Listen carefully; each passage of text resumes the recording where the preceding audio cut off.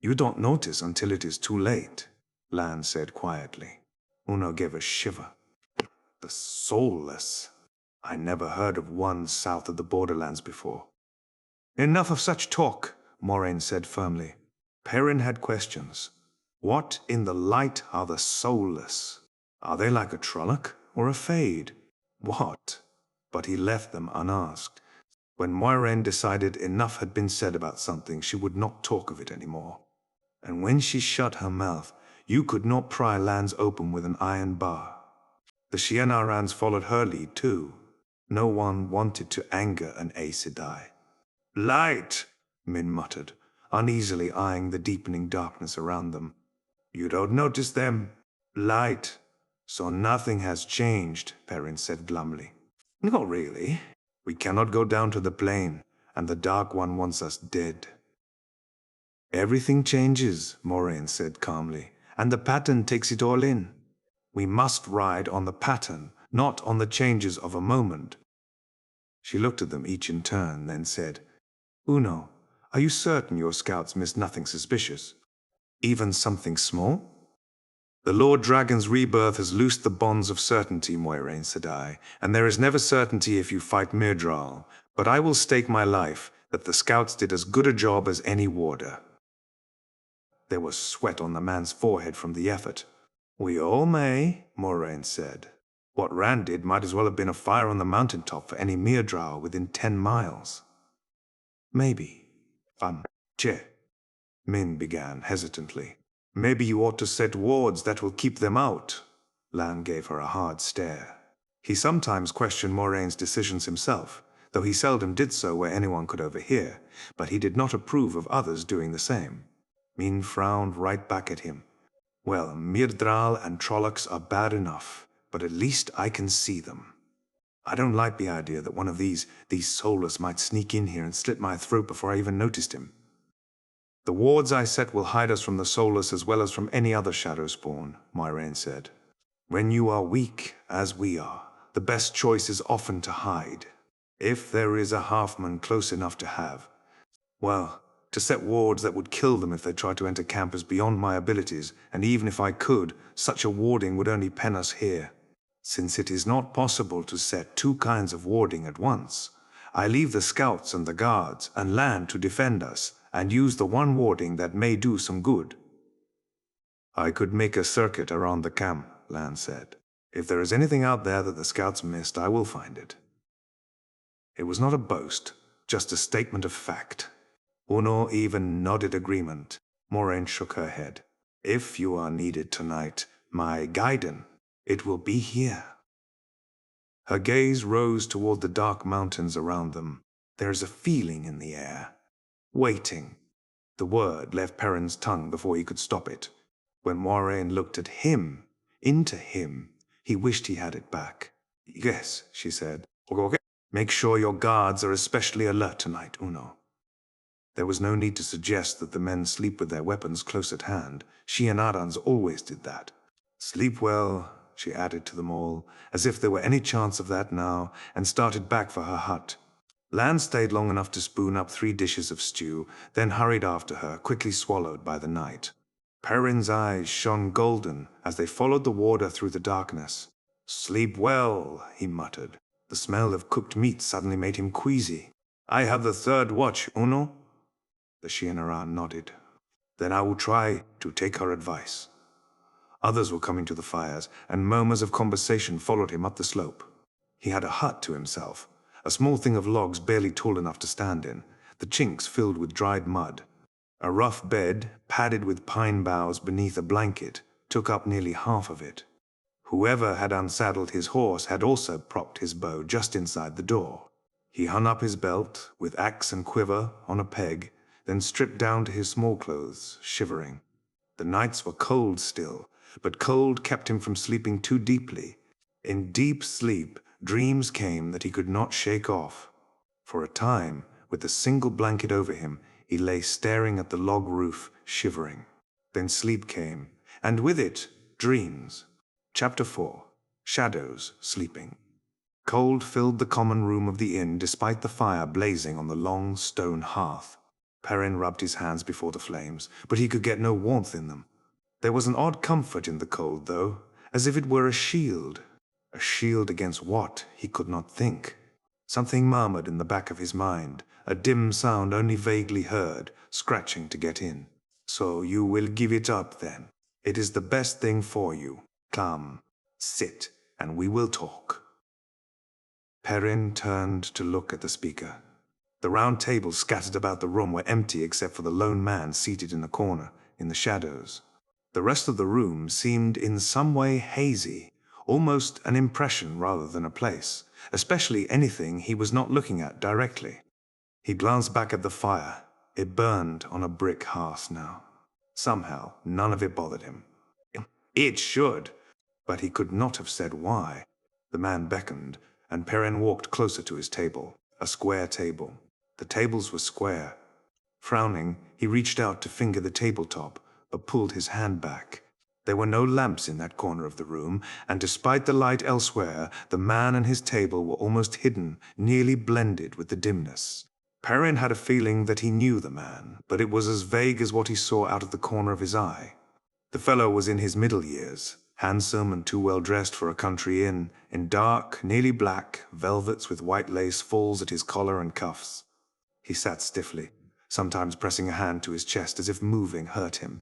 His dark eyes were fixed on Perrin's face. They appeared like glistening points in the shadows. "Give up what?" Perrin asked. "That, of course."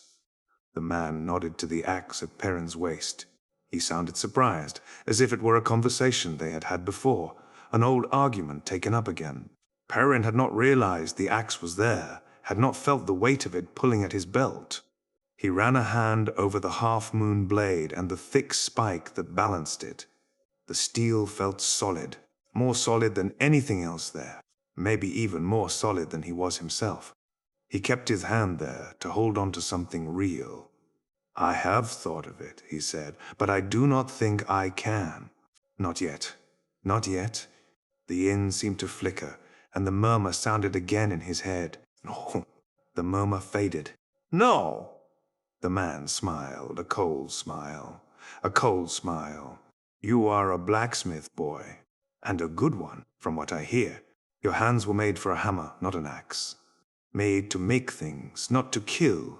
Go back to that before it is too late." Perrin found himself nodding. "Yes, but I'm Tavern." He had never said that out loud before, but he knows it already. He was sure of that, though he could not say why.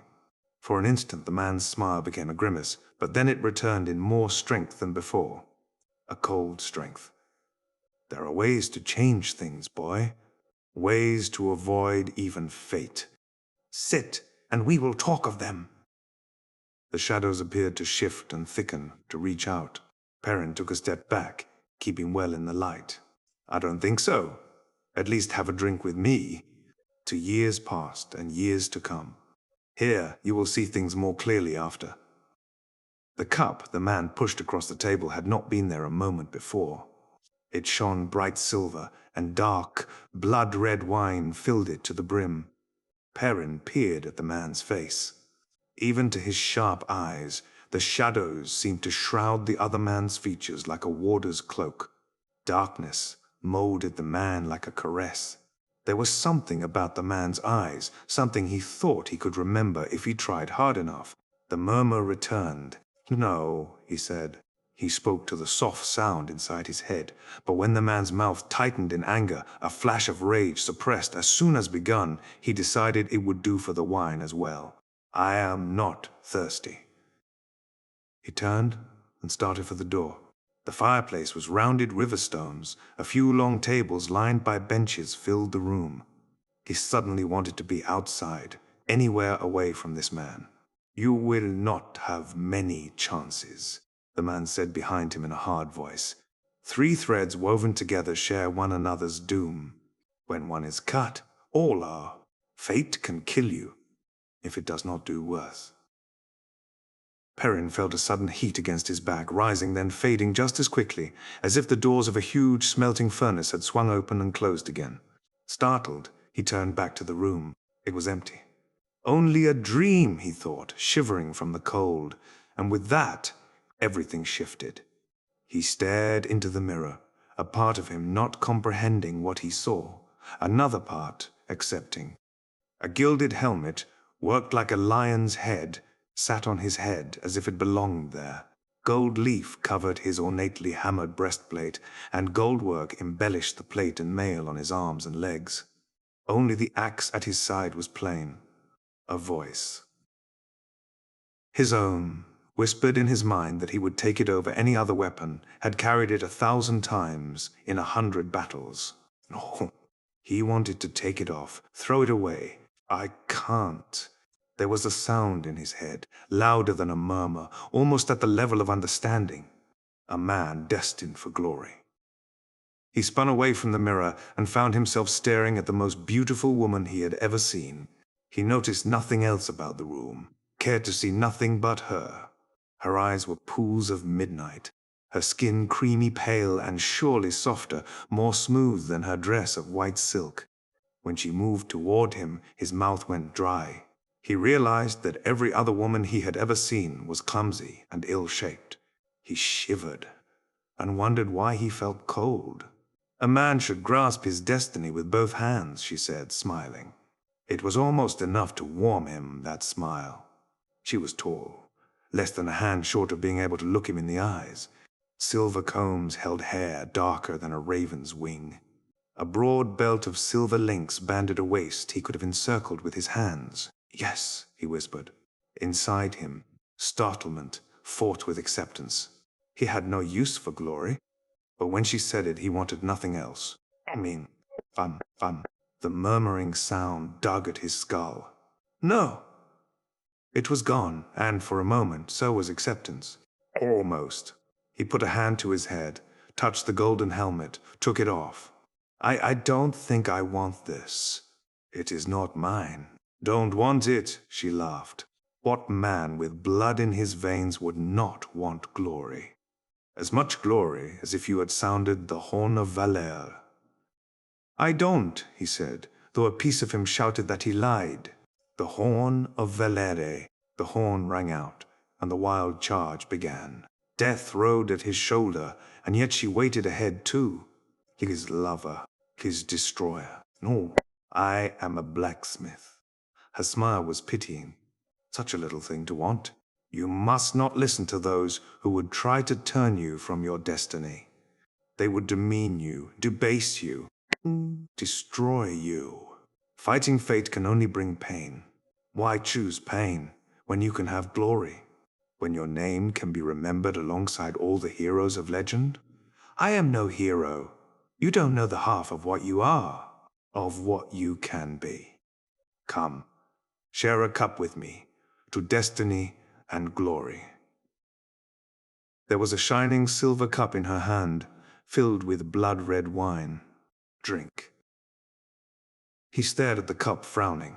There was something familiar about it. A growling chewed at his brain. No. He fought away from it, refusing to listen. No. She held out the golden cup to him. Golden. Golden. I thought the cup was. It was. The rest of the thought would not come. But in his confusion the sound came again, inside, gnawing, demanding to be heard. No, he said. No! He looked at the golden helmet in his hands and threw it aside. I am a blacksmith. I am. Fun. The sound within his head fought him, struggling toward being heard. He wrapped his arms around his head to shut it out, and only shut it in. I am a man, he shouted. Darkness enfolded him, but her voice followed, whispering. The night is always there, and dreams come to all men, especially you, my wildling, and I will always be in your dreams. Stillness. He lowered his arms. He was back in his own coat and breeches again, sturdy and well-made, if plain. Suitable garb for a blacksmith or any countryman. Yet he barely noticed them. He stood on a low-railed bridge of stone, arching from one wide, flat-topped stone spire to another, spires that rose from depths too far for even his eyes to penetrate. The light would have been dim to any other eyes, and he could not make out from where it came. If it just was. Everywhere he looked, left and right, up or down, were more bridges, more spires and railless ramps. There seemed no end to them, no pattern. Worse, some of those ramps climbed to spire tops that had to be directly above the ones they had left. Splashing water echoed, the sound seeming to come from everywhere at once. He shivered with cold. Suddenly, from the corner of his eye, he caught a motion, and without thinking, he crouched behind the stone railing. There was danger in being seen. He did not know why, but he knew it was true. He just knew. Cautiously peering over the top of the rail, he sought what he had seen moving. A flash of white flickered on a distant ramp. A woman, he was sure, though he could not quite make her out. A woman in a white dress hurrying somewhere. On a bridge slightly below him, and much closer than the ramp where the woman had been, a man suddenly appeared, tall and dark and slender, the silver in his black hair giving him a distinguished look, his dark green coat thickly embroidered with golden leaves. Gold work covered his belt and pouch, and gems sparkled on his dagger sheath, and golden fringe encircled his boot tops. Where had he come from? Another man started across the bridge from the other side, his appearance as sudden as the first man's. Black stripes ran down the puffy sleeves of his red coat, and pale lace hung thick at his collar and cuffs. His boots were so worked with silver that it was hard to see the leather. He was shorter than the man he went to meet, more stocky, with close-cropped hair as white as his lace. Age did not make him frail, though. He strode with the same arrogant strength the other man showed. The two of them approached each other warily, like two horse traders who know the other fellow has a spavined mare to sell, Perrin thought. The men began to talk. Perrin strained his ears, but he could not hear so much as a murmur above the splashing echoes. Frowns and glares and sharp motions as if half on the point of striking. They did not trust one another. He thought they might even hate each other. He glanced up, searching for the woman, but she was gone. When he looked back down, another man had joined the first two. And somehow, from somewhere, Perrin knew him with the vagueness of an old memory. A handsome man in his middle years, wearing nearly black velvet and white lace. An inn, Perrin thought, and something before that. God, something a long time ago, it seemed. But the memory would not come. The first two men stood side by side now, made uncomfortable allies by the presence of the newcomer. He shouted at them and shook his fist, while they shifted uneasily, refusing to meet his glares. If the two hated each other, they feared him more. His eyes, Perrin thought. What is strange about his eyes? The tall, dark man began to argue back, slowly at first, then with increasing fervor. The white-haired man joined in, and suddenly their temporary alliance broke. All three shouted at once, each at both of the others in turn. Abruptly, the man in dark velvets threw his arms wide, as if demanding an end to it, and an expanding ball of fire enveloped them, hid them, spreading out and out. Perrin threw his arms around his head and dropped behind the stone railing, huddling there as wind buffeted him and tore at his clothes, a wind as hot as fire. A wind that was fire. Even with his eyes shut, he could see it. Flame billowing across everything, flame blowing through everything. The fiery gale roared through him, too. He could feel it, burning, tugging, trying to consume him and scatter the ashes. He yelled, trying to hang on to himself, knowing it was not enough. And between one heartbeat and the next, the wind was gone. There was no diminishing. One instant, a storm of flame pummeled him. The next, utter stillness. The echoes of falling water were the only sound. Slowly, Perrin sat up, examining himself. His clothes were unsinged and whole, his exposed skin unburned. Only the memory of heat made him believe it had happened. A memory in the mind alone, his body felt no memory of it. Cautiously he peeked over the railing. Only a few paces of half-melted footing at either end remained of the bridge where the men had been standing. Of them, there was no sign. A prickling in the hair on the back of his neck made him look up.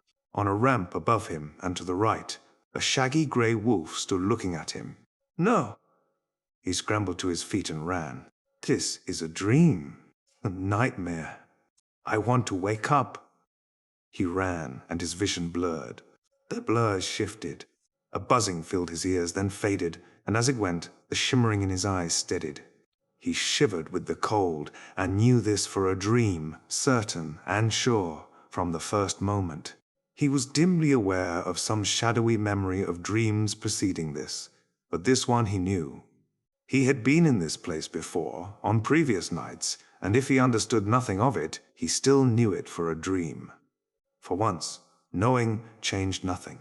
Huge columns of polished redstone surrounded the open space where he stood, beneath a domed ceiling 50 paces or more above his head. He and another man as big could not have encircled one of those columns with their arms. The floor was paved with great slabs of pale grey stone, hard yet worn by countless generations of feet. And scented beneath the dome was the reason why all those feet had come to this chamber. A sword, hanging hilt down in the air, apparently without support, seemingly where anyone could reach out and take it. It revolved slowly, as if some breath of air caught it. Yet it was not really a sword. It seemed made of glass, or perhaps crystal, blade and hilt and crossguard, catching such light as there was and shattering it into 1,000 glitters and flashes. He walked toward it and put out his hand, as he had done each time before. He clearly remembered doing it. The hilt hung there, in front of his face, within easy reach. A foot from the shining sword, his hand splayed out against empty air as if it had touched stone, as he had known it would. He pushed harder, but he might as well have been shoving against a wall. The sword turned and sparkled, a foot away and as far out of reach as if on the other side of an ocean. Kigolandor. He was not certain whether the whisper came inside his head or out. It seemed to echo round the columns, as soft as the wind, everywhere at once, insistent. Kigolandor. Who wields me wields destiny. Take me, and begin the final journey. He took a step back, suddenly frightened. That whisper had never come before. 4 times before he had had this dream. He could remember that even now, 4 nights, one after the other, and this was the first time anything had changed in it. The twisted ones come. It was a different whisper, from a source he knew, and he jumped as if a Myrddraal had touched him. A wolf stood there among the columns, a mountain wolf, almost waist-high and shaggy white and grey. It stared at him intently with eyes as yellow as his own. The twisted ones come. No, Perrin rasped. No, I will not let you in. I will not. He clawed his way awake and sat up in his hut, shaking with fear and cold and anger. I will not, he whispered hoarsely. The twisted ones come. The thought was clear in his head, but the thought was not his own. The twisted ones come, brother. Chapter 5. Nightmares. Walking. Leaping from his bed, Perrin snatched his axe and ran outside, barefoot and wearing nothing but thin linen, heedless of the cold. The moon bathed the clouds with pale white. More than enough light for his eyes, more than enough to see the shapes slipping through the trees from all sides, shapes almost as big as Loyal, but with faces distorted by muzzles and beaks, half-human heads wearing horns and feathered crests, stealthy forms stalking on hooves or paws as often as booted feet. He opened his mouth to shout warning, and suddenly the door of Moraine's hut burst open and Lan dashed out, sword in hand, and shouting, "Trollocs! Wake, for your lives!" "Trollocs!" shouts answered him, as men began to tumble from their huts, garbed for sleep, which for most meant not at all, but with swords ready. With a bestial roar, the Trollocs rushed forward to be met with steel and cries of "Shiena!" and the Dragon Reborn. Lan was fully clothed. Perrin would have bet the warder had not slept, and he flung himself among the Trollocs as if his wool were armor. He seemed to dance from one to another, man and sword flowing like water or wind, and where the warder danced, Trollocs screamed and died. Moraine was out in the night as well, dancing her own dance among the Trollocs. Her only apparent weapon was a switch, but where she slashed a Trolloc, a line of flame grew on its flesh.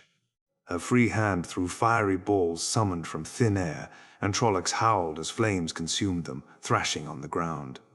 An entire tree burst into flame from root to crown, then another and another. Trollocs shrieked at the sudden light, but they did not stop swinging their spiked axes and swords curved like scythes.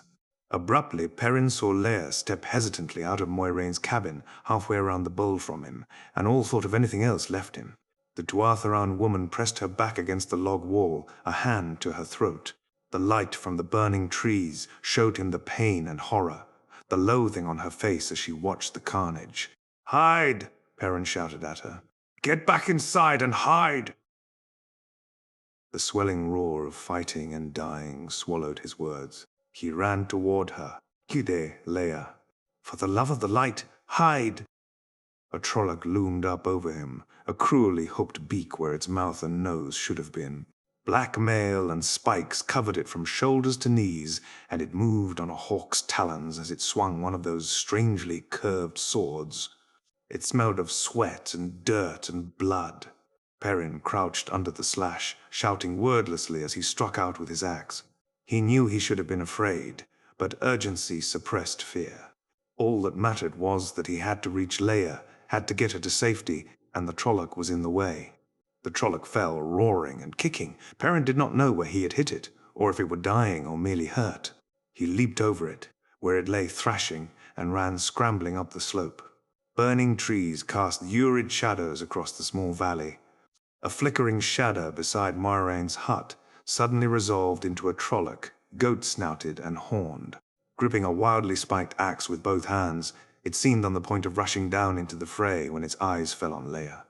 "No!" Perrin shouted. "Light, no!" Rocks skidded away under his bare feet. He did not feel the bruises. The Trolloc's axe rose. "Leia!" At the last instant the Trolloc spun, axe flashing toward Perrin. He threw himself down, yelling as steel scored his back. Desperately he flung out a hand, caught a goat hoof, and pulled with all his strength. The Trolloc's feet came out from under it, and it fell with a crash. But as it slid down the slope, it seized Perrin in hands big enough to make two of his, pulling him along to roll over and over. The stink of it filled his nostrils, goat stench and sour man sweat. Massive arms snaked around his chest, squeezing the air out. His ribs creaked on the point of breaking. The Trolloc's axe was gone in the full, but blunt goat teeth sank into Perrin's shoulder, powerful jaws chewing. He groaned as pain jolted down his left arm. His lungs labored for breath, and blackness crept in on the edges of his vision. But dimly he was aware that his other arm was free, that somehow he had held on to his own axe. He held it short on the handle, like a hammer, with the spike foremost. With a roar that took the last of his air, he drove the spike into the Trolloc's temple. Soundlessly it convulsed, limbs flinging wide, hurling him away. By instinct alone, his hand tightened on the axe, ripping it loose as the Trolloc slid further down the slope, still twitching. For a moment, Perrin lay there, fighting for breath. The gash across his back burned, and he felt the wetness of blood. His shoulder protested as he pushed himself up. "Leia?" She was still there, huddled in front of the hut, not more than 10 paces upslope, and watching him with such a look on her face that he could barely meet her eyes. "Don't pity me," he growled at her. "Don't you!" The Myrddraal's leap from the roof of the hut seemed to take too long, and its dead black cloak hung during the slow fall as if the half-man was standing on the ground already. Its eyeless gaze was fixed on Perrin. It smelled like death. Cold seeped through Perrin's arms and legs as the Myrddraal stared at him. His chest felt like a lump of ice. "Leia," he whispered. It was all he could do not to run. "Leia, please hide. Please." The halfman started toward him slowly, confident that fear held him in a snare. It moved like a snake, unlimbering a sword so black only the burning trees made it visible.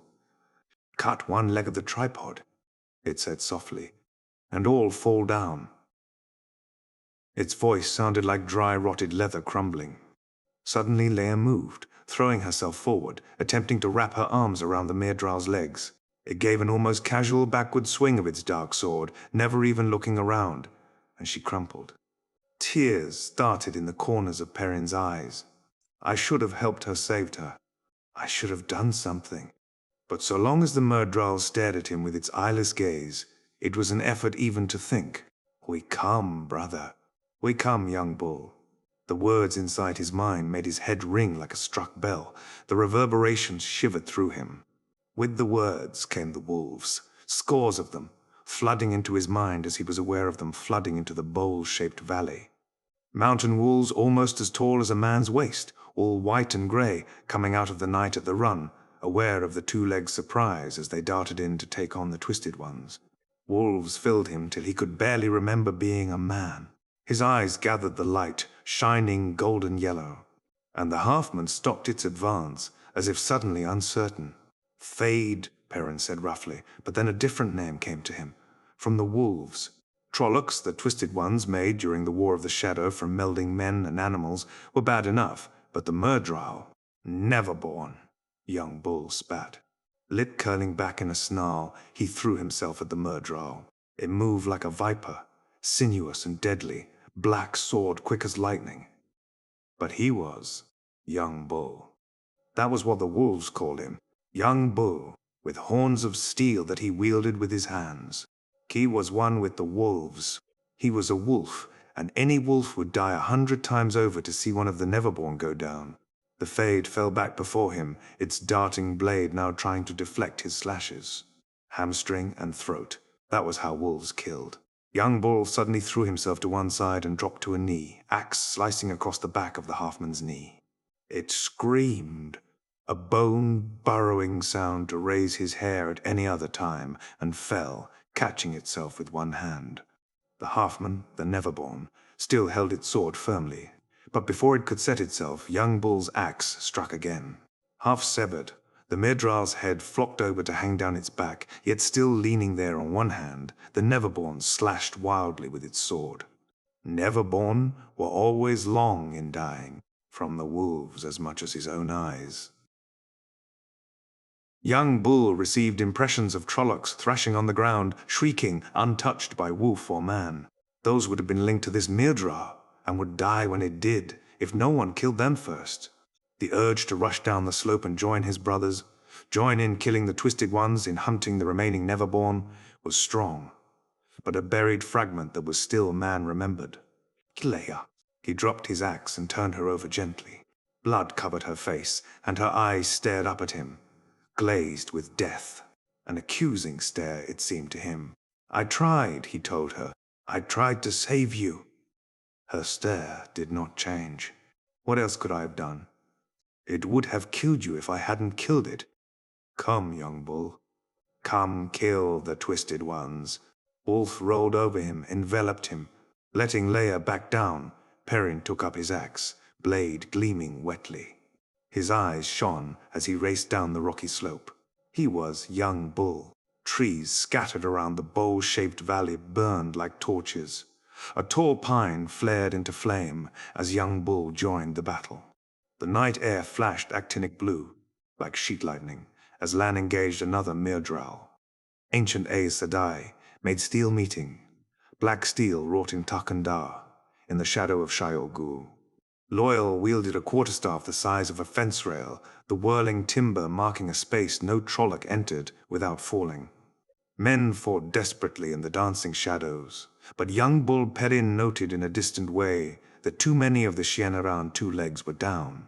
The brothers and sisters fought in small packs of 3 or 4, dodging scythe-like swords and spiked axes, darting in with slashing teeth to sever hamstrings, lunging to bite out throats as their prey fell. There was no honor in the way they fought, no glory, no mercy. They had not come for battle, but to kill. Young Bull joined one of the small packs, the blade of his axe serving for teeth. He no longer thought of the greater battle. There was only the Trolloc, he and the wolves. The brothers, cut off from the rest and brought down. Then there would be another, and another, and another, until none were left. None here, none anywhere. He felt the urge to hurl the axe aside and use his teeth, to run on all fours as his brothers did. Run through the high mountain passes. Run belly deep in powdery snow pursuing deer. Run with the cold wind ruffling his fur.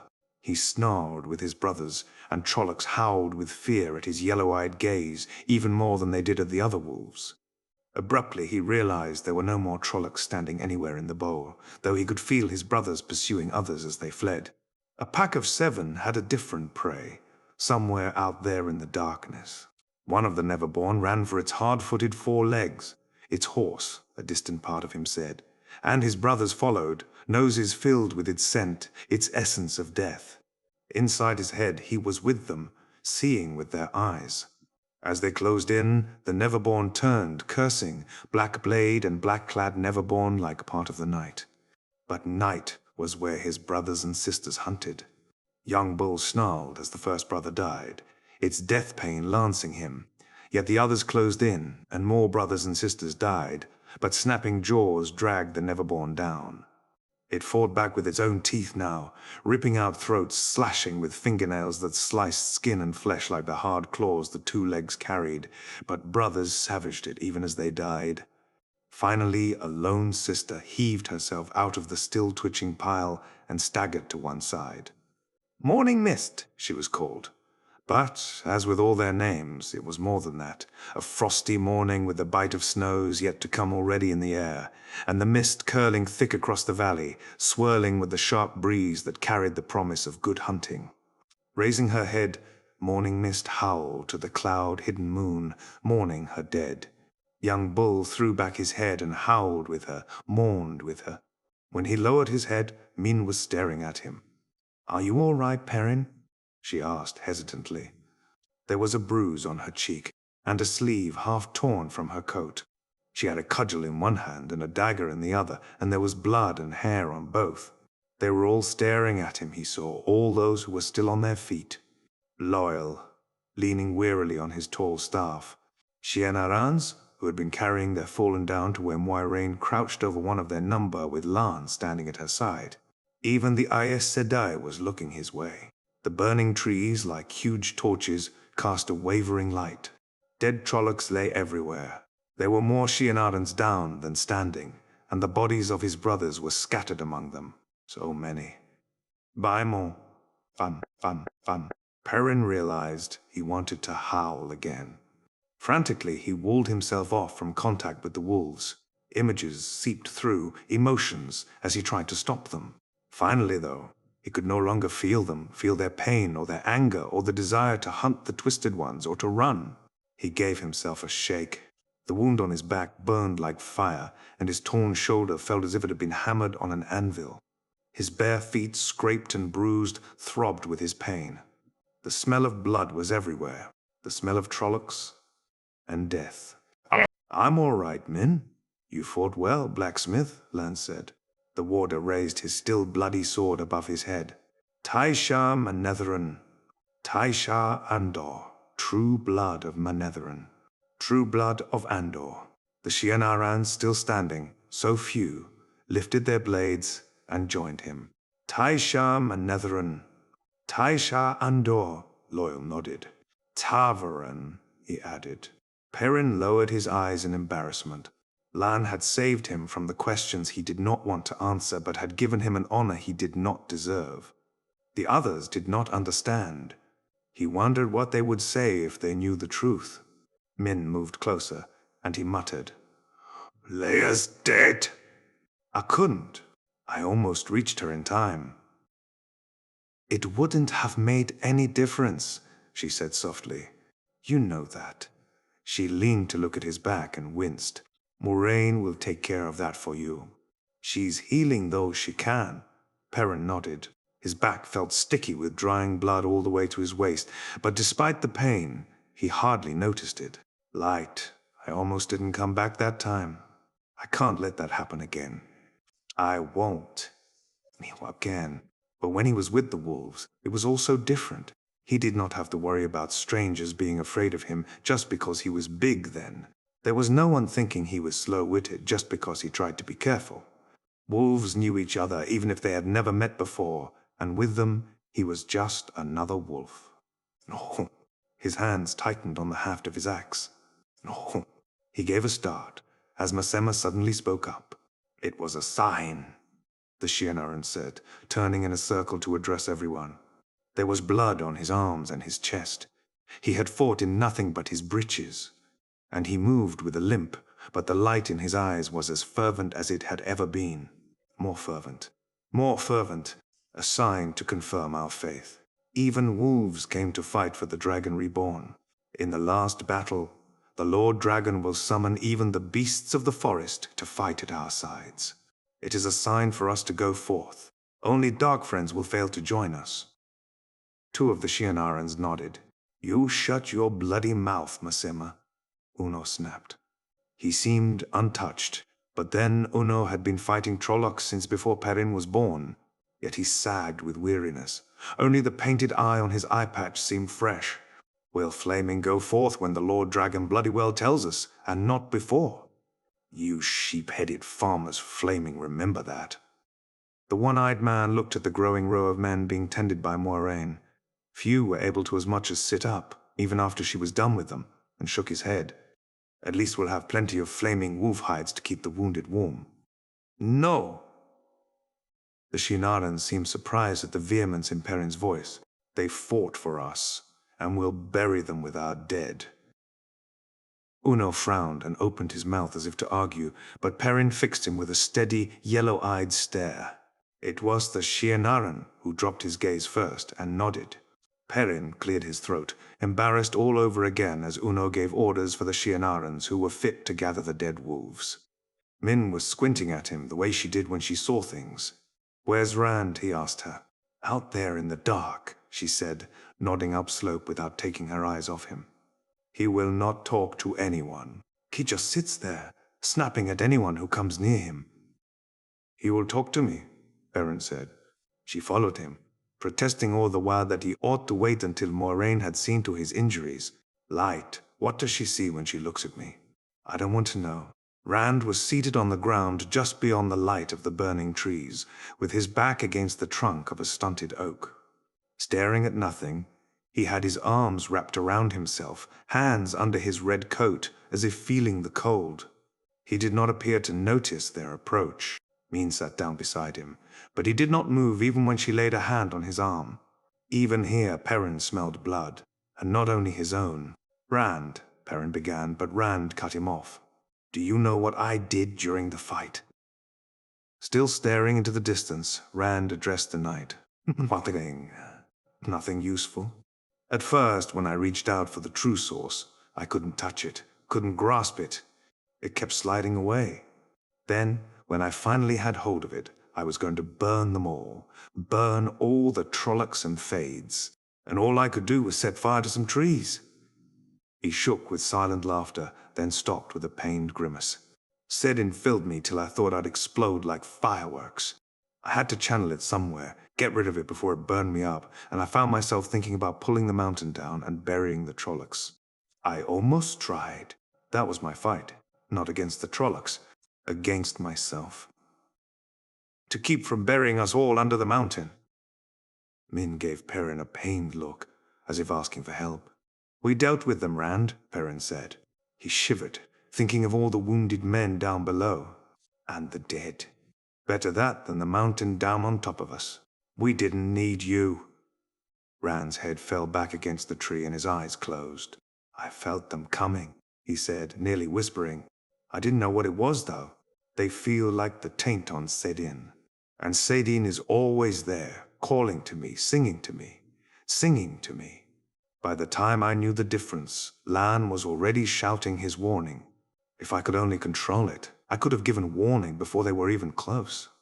But half the time, when I actually managed to touch saidin, I don't know what I'm doing at all. The flow of it just sweeps me along. I could have given warning, though." Perrin shifted his bruised feet uncomfortably. We had warning enough. He knew he sounded as if he were trying to convince himself. "I could have given warning, too, if I'd talked with the wolves. They knew there were Trollocs and Fades in the mountains. They were trying to tell me." But he wondered. If he did not keep the wolves out of his mind, might he not be running with them now? There had been a man, Elias Makera, who also could talk to wolves. Elias ran with the wolves all the time, yet seemed able to remember he was a man. But he had never told Perrin how he did it, and Perrin had not seen him in a long time. The crunch of boots on rock announced two people coming, and a swirl of air carried their scents to Perrin. He was careful not to speak names, though, until Lan and Moiraine were close enough for even ordinary eyes to make them out. The warder had a hand under the Aes Sedai's arm, as if trying to support her without letting her know it. Moraine's eyes were haggard, and she carried a small, age-dark ivory carving of a woman in one hand. Perrin knew it for an angreal, a remnant from the age of legends that allowed an Aes Sedai to safely channel more of the power than she could alone. It was a measure of her tiredness that she was using it for healing. Min got to her feet to help Moraine, but the Aes Sedai motioned her away. "Everyone else is seen to," she told Min. "When I am done here, I can rest." She shook off Lan as well, and a look of concentration appeared on her face as she traced a cool hand across Perrin's bleeding shoulder, then along the wound on his back. Her touch made his skin tingle. "This is not too bad," she said. "The bruising of your shoulder goes deep, but the gashes are shallow. Brace yourself. This will not hurt, but fun. He had never found it easy being near someone he knew was channeling the one power, and still less if it actually involved him.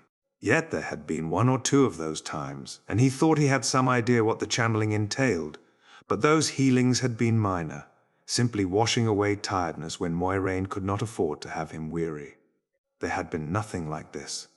The Aes Sedai's eyes suddenly seemed to be seeing inside him, seeing through him. He gasped and almost dropped his axe.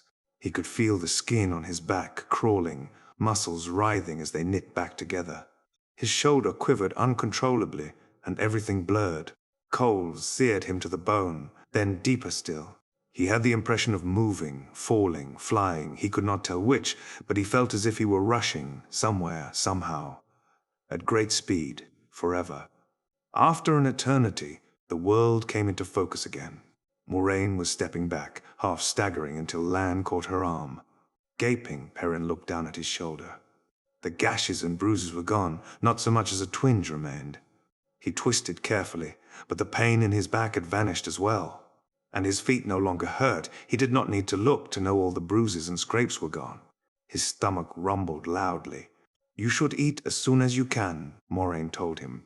"A good bit of the strength for that came from you. You need to replace it."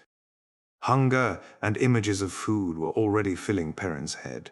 Blood rare beef, and venison, and mutton, and... With an effort, he made himself stop thinking of meat. He would find some of those roots that smelled like turnips when they were roasted. His stomach growled in protest. "There's barely even a scar, blacksmith," Lan said behind him. "Most of the wolves who were hurt made their own way to the forest," Moraine said, knuckling her back and stretching. "But I healed those I could find." Perrin gave her a sharp look, yet she seemed to be just making conversation. Perhaps they came for their own reasons, yet we would likely all be dead without them. Perrin shifted uneasily and dropped his eyes. The Aes Sedai reached toward the bruise on Min's cheek, but Min stepped back, saying, "I'm not really hurt, and you're tired. I've had worse falling over my own feet." Moraine smiled and let her hand fall. Lan took her arm. She swayed in his grip. "Very well. And what of you, Rand? Did you take any hurt? Even a nick from a mere drow's blade can be deadly, and some trolloc blades are almost as bad." Perrin noticed something for the first time. "Rand, your coat is wet." Rand pulled his right hand from under his coat, a hand covered in blood. "Not a mere drail," he said absently, peering at his hand. "Not even a trolloc. The wound I took at Fomé broke open." Moraine hissed and jerked her arm free from Lan. Half fell to her knees beside Rand. Pulling back the side of his coat, she studied his wound. Perrin could not see it, for her head was in the way, but the smell of blood was stronger now.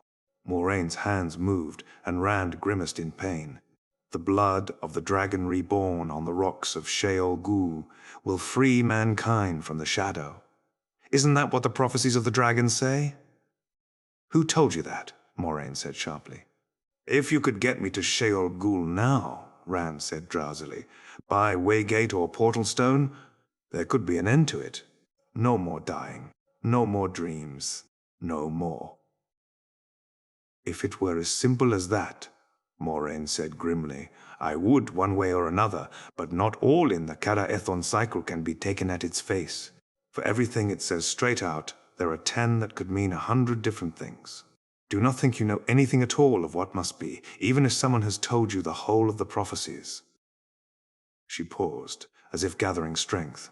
Her grip tightened on the angril, and her free hand slid along Rand's side as if it were not covered in blood. "Brace yourself." Suddenly Rand's eyes opened wide, and he sat straight up, gasping and staring and shivering. Perrin had thought, when she healed him, that it went on forever, but in moments she was easing Rand back against the oak. "I have done as much as I can," she said faintly.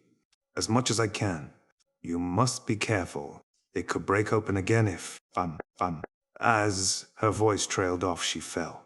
She fell. Rand caught her, but Lan was there in an instant to scoop her up. As the warder did so, a look passed across his face, a look as close to tenderness as Perrin ever expected to see from Lan. "Exhausted," the warder said. "She has cared for everyone else, but there's no one to take her fatigue. I will put her to bed." "There's Rand," Min said slowly, but the warder shook his head. "It isn't that I do not think you would try, sheepherder," he said, "but you know so little you might as soon kill her as help her." "That's right," Rand said bitterly. "I'm not to be trusted. Luz, the Rin Kinslayer, killed everyone close to him. Maybe I'll do the same before I am done." "Pull yourself together, sheepherder," Lan said harshly. "The whole world rides on your shoulders. Remember you're a man, and do what needs to be done." Rand looked up at the warder, and surprisingly, all of his bitterness seemed to be gone. "I will fight the best I can," he said, "because there's no one else, and it has to be done, and the duty is mine. I'll fight, but I do not have to like what I've become." He closed his eyes as if going to sleep. "I will fight." "Dreams. Lan stared down at him a moment, then nodded. He raised his head to look across Moiraine at Perrin and Min. "Get into his bed, then see to some sleep yourselves. We have plans to make, and the light alone knows what happens next." Chapter 6. The hunt begins. Perrin did not expect to sleep, but a stomach stuffed with cold stew. His resolve about the roots had lasted until the smells of supper's leftovers hit his nose, and bone weariness pulled him down on his bed. If he dreamed, he did not remember. He awoke to Lan shaking his shoulders, dawn through the open door, turning the warder to a shadow haloed with light. "Rand is gone," was all Lan said before he left at a run, but it was more than enough. Perrin dragged himself up, yawning, and dressed quickly in the early chill. Outside, only a handful of Shianarans were in sight, using their horses to drag Trolloc bodies into the woods, and most of those moved as if they should be in a sickbed. A body took time to build back the strength that being healed took. Perrin's stomach muttered at him, and his nose tested the breeze in the hope that someone had already started cooking. He was ready to eat those turnip-like roots, raw if need be. There were only the lingering stench of slain Myrddraal, the smells of dead Trollocs and men, alive and dead, of horses and the trees, and dead wolves. Moraine's hut, high on the other side of the bowl, seemed a center of activity. Min hurried inside, and moments later Masema came out, then Uno. At a trot, the one-eyed man vanished into the trees, toward the sheer rock wall beyond the hut, while the other Shianaran limped down the slope. Perrin started toward the hut. As he splashed across the shallow stream, he met Masema. The Shianaran's face was haggard, the scar on his cheek prominent, and his eyes even more sunken than usual. In the middle of the stream, he raised his head suddenly and caught Perrin's coat sleeve. "You're from his village," Masema said hoarsely. "You must know. Why did the Lord Dragon abandon us? What sin did we commit?" "Sin? What are you talking about? Wherever Rand went, it was nothing you did or didn't do." Masema did not appear satisfied. He kept his grip on Perrin's sleeve, peering into his face as if there were answers there. Icy water began to seep into Perrin's left boot. "Masema," he said carefully, "whatever the Lord Dragon did, it was according to his plan. The Lord Dragon would not abandon us. Or would he? If I were in his place, would I?" Mosema nodded slowly. Yes. Yes. I see that now. He has gone out alone to spread the word of his coming. We must spread the word too. Yes. He limped on across the stream, muttering to himself. Squelching at every other step, Perrin climbed to Moraine's hut and knocked. There was no answer. He hesitated a moment, then went in. The outer room where Lan slept was as stark and simple as Perrin's own hut, with a rough bed built against one wall, a few pegs for hanging possessions, and a single shelf. Not much light entered through the open door, and the only other illumination came from crude lamps on the shelf, slivers of oily fat wood wedged into cracks in pieces of rock. They gave off thin streamers of smoke that made a layer of haze under the roof. Perrin's nose wrinkled at the smell. The low roof was only a little higher than his head. Loyal's head actually brushed it, even seated as he was on one end of Lan's bed, with his knees drawn up to make himself small. The Ogier's tufted ears twitched uneasily. Min sat cross-legged on the dirt floor beside the door that led to Moraine's room, while the Aes Sedai paced back and forth in thought. Dark thoughts they must have been. 3 paces each way was all she had, but she made vigorous use of the space, the calm on her face belied by the quickness of her step. I think Mosema is going crazy, Perrin said. Min sniffed. With him, how can you tell? Moraine rounded on him, a tightness to her mouth. Her voice was soft. Too soft. Is Mosema the most important thing in your mind this morning, Perrin Aibara? No. I'd like to know when Rand left, and why. Did anyone see him go? Does anyone know where he went? He made himself meet her look with one just as level and firm. It was not easy. He loomed over her, but she was Aes Sedai. Is this of your making, Moraine? Did you rein him in until he was so impatient he'd go anywhere, do anything, just to stop sitting still? Loyal's ears went stiff, and he motioned a surreptitious warning with one thick-fingered hand. Moiraine studied Perrin with her head tilted to one side, and it was all he could do not to drop his eyes. This is none of my doing, she said. He left sometime during the night. When and how and why, I yet hope to learn. Loyal's shoulders heaved in a quiet sigh of relief. Quiet for an Ogier. It sounded like steam rushing out from quenching red-hot iron. Never anger an Aes Sedai, he said in a whisper, obviously meant just for himself, but audible to everyone. Better to embrace the sun than to anger an Aes Sedai. Mine reached up enough to hand Perrin a folded piece of paper. Loyal went to see him after we got him to bed last night, and Rand asked to borrow pen and paper and ink. The Ogier's ears jerked, and he frowned worriedly until his long eyebrows hung down on his cheeks. I did not know what he was planning. I didn't. We know that, Min said. No one is accusing you of anything, Loyal. Moraine frowned at the paper, but she did not try to stop Perrin from reading. It was in Rand's hand. What I do because there is no other way. He is hunting me again, and this time one of us has to die, I think. There is no need for those around me to die also. Too many have died for me already. I do not want to die either, and will not if I can manage it. There are lies in dreams, and death, but dreams hold truth too. That was all, with no signature. There was no need for Perrin to wonder who Rand meant by he. For Rand, for all of them. There could be only one. Zamon. He left that tucked under the door there, Min said in a tight voice. He took some old clothes the Shianarans had hanging out to dry, and his flute, and a horse. Nothing else but a little food, as far as we can tell. None of the guards saw him go, and last night they would have seen a mouse creeping. And would it have done any good if they had? Moraine said calmly. Would any of them have stopped the Lord Dragon, or even challenged him? Some of them. Mosema, for one, would slit their own throats if the Lord Dragon told them to. It was Perrin's turn to study her. Did you expect anything else? They swore to follow him. Light, Moraine. He'd never have named himself Dragon if not for you. What did you expect of them? She did not speak, and he went on more quietly. Do you believe, Moraine, that he's really the Dragon Reborn? Or do you just think he's someone you can use before the one power kills him or drives him mad?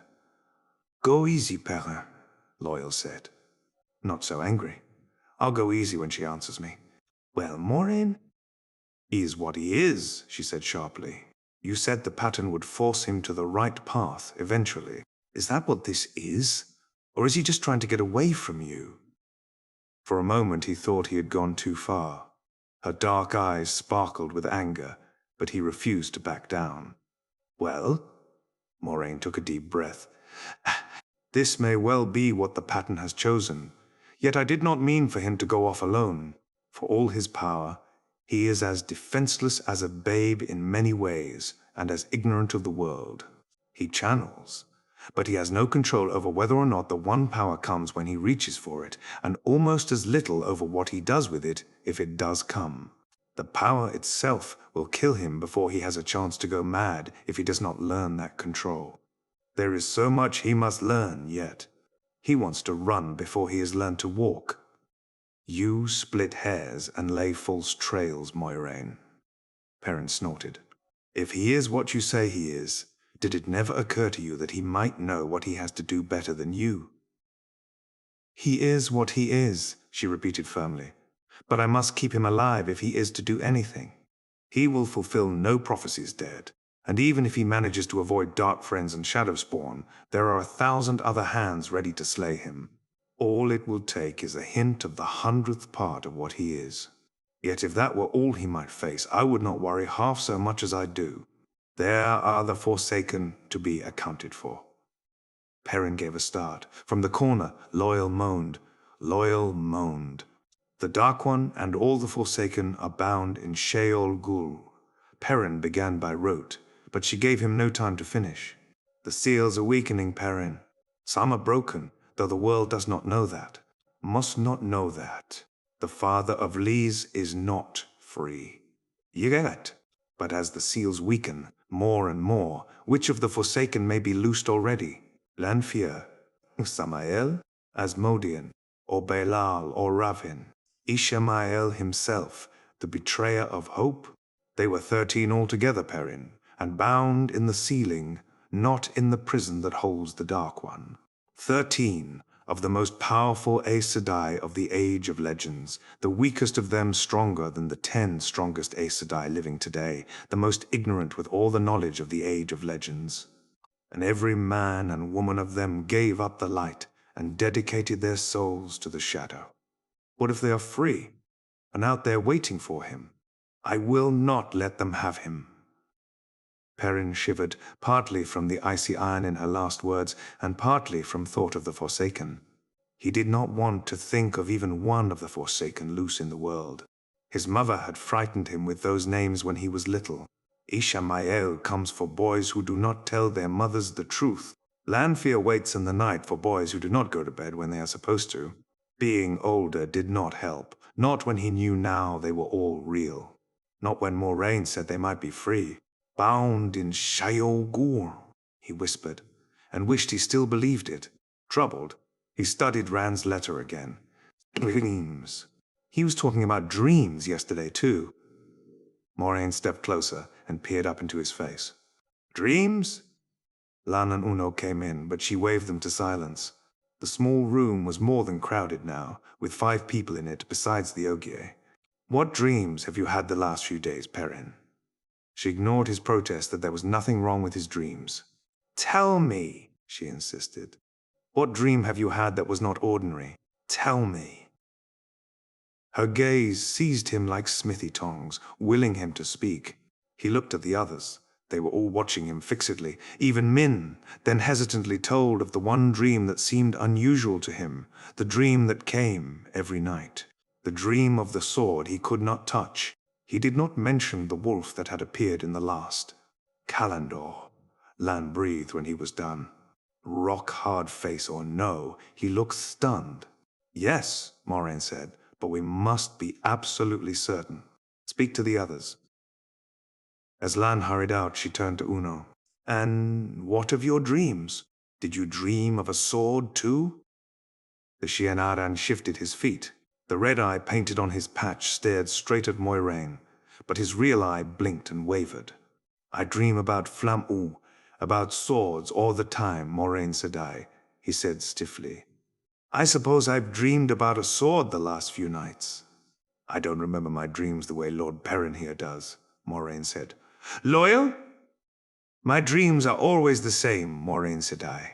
The groves and the great trees and the steading. We Ogier always dream of the steading when we are away from them. The Aes Sedai turned back to Perrin. It was just a dream, he said. Nothing but a dream. I doubt it, she said. You described the hall called the Heart of the Stone, in the fortress called the Stone of Tyr, as if you had stood in it. And the shining sword is Callandor, the sword that is not a sword, the sword that cannot be touched. Loyal sat up straight, bumping his head on the roof. He did not seem to notice. Oh, the prophecies of the dragons say the Stone of Tyr will never fall till Callandor is wielded by the dragon's hand. The fall of the Stone of Tyr will be one of the greatest signs of the dragon's rebirth. If Rand holds Callandor, the whole world must acknowledge him as the dragon. Perhaps. The word floated from the Aes Sedai's lips like a shard of ice on still water. Perhaps, Perrin said. Perhaps. I thought that was the final sign, the last thing to fulfill your prophecies. Neither the first nor the last, Moraine said. Callandor will be but one fulfillment of the Carriethan cycle, as his birth on the slopes of Dragon Mount was the first. He has yet to break the nations or shatter the world. Even scholars who have studied the prophecies for their entire lives do not know how to interpret them all. What does it mean that he shall slay his people with the sword of peace and destroy them with the leaf? What does it mean that he shall bind the 9 moons to serve him? Yet these are given equal weight with Callandor in the cycle. There are others. What wounds of madness and cutting of hope has he healed? What chains has he broken, and who put into chains? And some are so obscure that he may already have fulfilled them, although I am not aware of it. But no, Callandor is far from the end of it. Perrin shrugged uneasily. He knew only bits and pieces of the prophecies. He had liked hearing them even less since Rand had let Moiraine put that banner in his hands. No, it had been before that even, since a journey by portal stone had convinced him his life was bound to Rand's. Moraine was continuing. If you think he has simply to put out his hand, loyal son of Arendt, son of Hallan, you are a fool, as is he if he thinks it. Even if he lives to reach Tyr, he may never attain the stone. Tyrens have no love for the one power, and less for any man claiming to be the dragon. Channeling is outlawed, and Aes Sedai are tolerated at best so long as they do not channel. Telling the prophecies of the dragon, or even possessing a copy of them, is enough to put you in prison. In Tyr. And no one enters the Stone of Tyr without permission of the High Lords. None but the High Lords themselves enter the heart of the stone. He is not ready for this. Not ready. Perrin grunted softly. The stone would never fall till the Dragon Reborn held Callandor. How in the light is he supposed to reach it inside a bloody fortress before the fortress falls? It is madness. Why are we just sitting here? Min burst out. If Rand is going to tear, why aren't we following him? He could be killed, or. Why are we sitting here? Moraine put a hand on Min's head. Because I must be sure, she said gently. It is not comfortable being chosen by the wheel, to be great or to be near greatness. The chosen of the wheel can only take what comes. I am tired of taking what comes. Min scrubbed a hand across her eyes. Perrin thought he saw tears. Rand could be dying while we wait. Moraine smoothed Min's hair. There was a look almost of pity on the Aes Sedai's face. Perrin sat down on the end of Lan's bed opposite Loyal. The smell of people was thick in the room. People and worry and fear. Loyal smelled of books and trees as well as worry. It felt like a trap, with the walls around them, and all so close. The burning slivers stank. How can my dream tell where Rand is going? He asked. It was my dream. Those who can channel the one power, Moraine said quietly, those who are particularly strong in spirit can sometimes force their dreams on others. She did not stop her soothing of mien. Especially on those who are susceptible. I do not believe Rand did it on purpose, but the dreams of those touching the true source can be powerful. For one as strong as he, they could possibly seize an entire village or perhaps even a city. He knows little of what he does, and even less of how to control it. Then why didn't you have it too? He demanded. Or Lan. Uno stared straight ahead, looking as if he would rather be anywhere else, and Loyal's ears wilted. Perrin was too tired and too hungry to care whether he showed proper respect for an Aes Sedai. And too angry as well, he realized. Why? Moraine answered calmly. Aes Sedai learn to shield their dreams. I do it without thinking, when I sleep. Warders are given something much the same in the bonding. The guiding could not do what they must, if the shadow could steal into their dreams. We are all vulnerable when we sleep, and the shadow is strong in the night. There's always something new from you, Perrin growled. Can't you tell us what to expect once in a while instead of explaining after it happens? Uno looked as though he was trying to think of a reason to leave. Moraine gave Perrin a flat look. You want me to share a lifetime of knowledge with you in a single afternoon? Or even a single year? I will tell you this. Be wary of dreams, Perrin Ibarra. Be very wary of dreams. He pulled his eyes away from hers. I am, he murmured. I am. After that, silence, and no one seemed to want to break it. Min sat staring at her crossed ankles, but apparently taking some comfort from Moiraine's presence. Uno stood against the wall, not looking at anyone. Loyal forgot himself enough to pull a book from his coat pocket and try to read in the dim light. The wait was long, and far from easy for Perrin. It's not the shadow in my dreams I'm afraid of. It's wolves. I will not let them in. Won't? Lan returned, and Moraine straightened eagerly. The warder answered the question in her eyes. Oh! Half of them remember dreaming of swords the last 4 nights running. Some remember a place with great columns, and 5 say the sword was crystal or glass. Masema says he saw Rand holding it last night. That one would, Moraine said. She rubbed her hands together briskly. She seemed suddenly full of energy. Now I am certain, though I still wish I knew how he left here unseen. If he has rediscovered some talent from the Age of Legends. Lan looked at Uno, and the one-eyed man shrugged in dismay. I bloody forgot, with all this flaming talk about blue. He cleared his throat, shooting a glance at Moiraine. She looked back expectantly, and he went on. That is, I followed the Lord Dragon's tracks. There's another way into that closed valley now. The earthquake brought down the far wall. It's a hard climb, but you can get a horse up it. I found more tracks at the top, and there's an easy way from there around the mountain. He let out a long breath when he was done. Good, Moraine said. At least he has not rediscovered how to fly, or make himself invisible, or something else out of legend. We must follow him without delay. Uno, I will give you enough gold to take you and the others as far as Johanna, and the name of someone there who will see that you get more.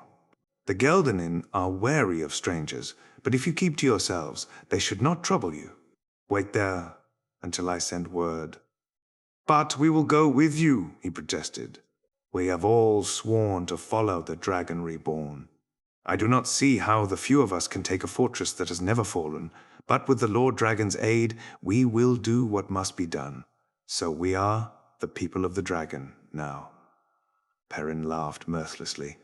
The Stone of Tyr will never fall till the people of the dragon come. Have you given us a new name, Moraine? Watch your tongue, blacksmith, Lan growled, all ice and stone.